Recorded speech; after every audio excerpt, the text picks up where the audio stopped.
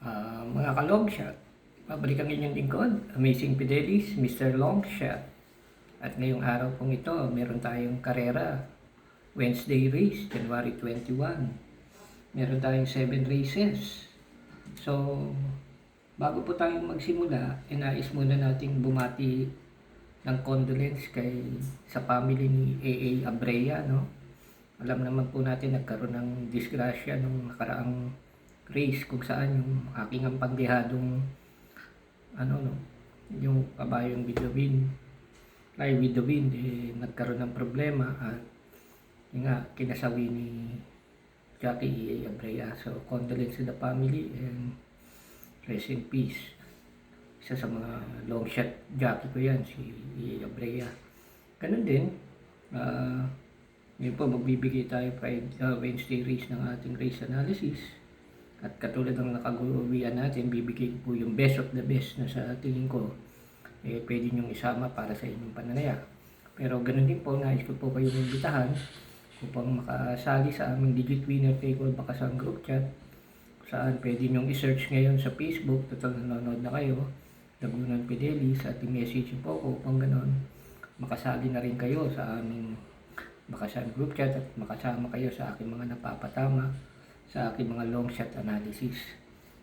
So, paano po ang gagawin? I-search nyo lang po, Lagunan Fidelis sa Facebook. Then, i-add nyo po ako para maging friends rin tayo sa Facebook dahil nakalock po ang aking profile at ito po ay hindi ko inayaang magamit sa anumang bagay. Kaya nakalock po yan. Kaya kailangan i-add nyo po ako para pag na-confirm ko, pwede na tayo mag-message and masabi ko sa inyo how to join our Digit Winner Take All Bakasan Group Chat. At ganoon din po, binabati ko rin po yung mga napakuha kong long shot nakaraang Saturday racing ako saan. Sayang nga lang yung aking long shot sa last race na binigay sa aking group chat, si Rapis Point, inabot pa ni H. Halley. Pero ganun pa rin po, at least kahit na lamado yung karera, nakuha pa rin po yung Rapis Point sa forecast, no? So, maganda-ganda pa po yun kasi talagang long shot si Rapis Point that time at naipanalo lang ni H. Halley. Yung binigay ko po ritong patok sa ating vlog. So again, bibigay ko po na po ngayon, no? Best of the best. Hindi ko nga po ipapaliwanag na sa inyo at babasahin yung data sa inyo kaya bibigay ko na lang agad para hindi tayo magtagal. Kasi yung iba nating mga dyan, no? Tips rin, babasahin pa sa inyo kung anong grupo, kung anong karera, kung ilang karera.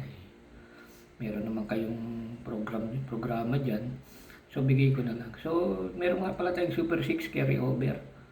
Dahil, yun nga, nagkadihaduhan kasi nung last time, sa last race. At baring di nila nakuha si Rapis Point doon, kaya na-carry over to. So, tatakbo pala yung Super 6 sa race 1. Okay, so dito sa race 1, sa aking subaybay at sa aking pili, bibigay ko na lang sa inyo si Bisview na sasakyan ni Ronald Baldonido. Actually, nakita ko yung takbo nito, kalaban si 189 at saka si High Speed at si Whirlwind, no? So, para sa akin siya yung napupusuan ko dito dahil wala si 189 dito, nakahiwalay ang karera niya. So, siya nga pala yung sumigundo rin dun kay 189 doon sa takbuhan na nasubaybayan ko. At nakita ko maganda talaga manakbo to. Nasa bandera kaagad. Dahil maikli ang karera natin, 1,200 lang. So, race 1, 4. Race 2, dito hindi ko na maiiwanan si title holder. No? Si title holder para sa akin ang pipiliin ko dito. At meron ako nakaabang dito na isang pandihado na tingin ko magiging long shot at dating. Kaya mag-message na kayo sa akin upang makasali kayo sa aming Digit Winner Take All Bakasan Group Chat. Search lang Lagunan Fidelis. So dito tayo ngayon sa race 3, start ng inyong pick 5. Yun nga pala, kapag kayo ay bumakas sa aming Digit Winner Take All Bakasan Group Chat, ginagawa ko na rin kayo ng pre-pick 5 at pre-last forecast. Para sa ganun, mapasama pa to at makadagdag sa inyong tatamaan. Sa race 3, ito yung bibigay ko sa inyo yung Angry Maxine. Actually, tinalo niya na itong Deus Ex Machina na to eh. Nasigundo sa kanya to eh. Tingin ko, nung nakaraan, nagkaroon lang ng problema sa largahan tong si Angry Maxine, kaya hindi to pumatok, hindi lumaban ng gusto. Pero sa ngayon, sa tingin ko siya pa rin ang kukunin ko, Angry Maxine.